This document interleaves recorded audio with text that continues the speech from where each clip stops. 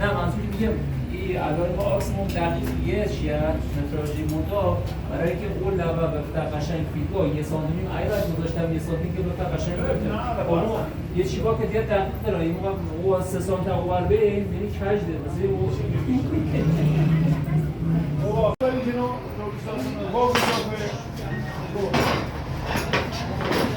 Fala baixinho. Direito do cara.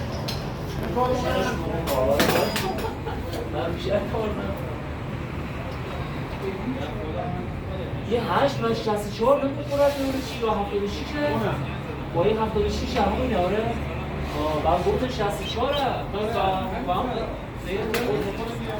بالا نمیده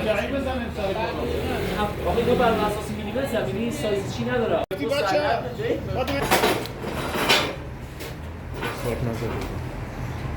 استارت نزده بودم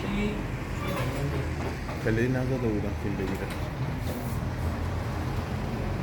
آخری که گرفته بودی نه یا آخری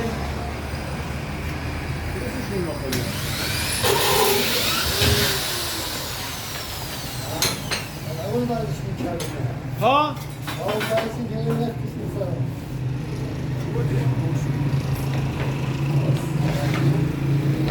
بکنم موازی یکی با گشت کنم خاطرش معلومه؟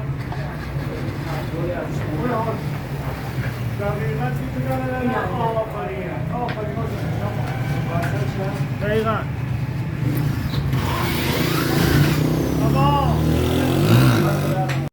اگه بتونه باشه اینجا راکاریش نکنیم آخه دختره بود نباشه گفته هزینه مقاومت موجود با یه کاریش ممکنه برد بیا با هزینه نخوابید یا مگر اینم خونه ما شاسته گفت اصلا نمیره میرم میو؟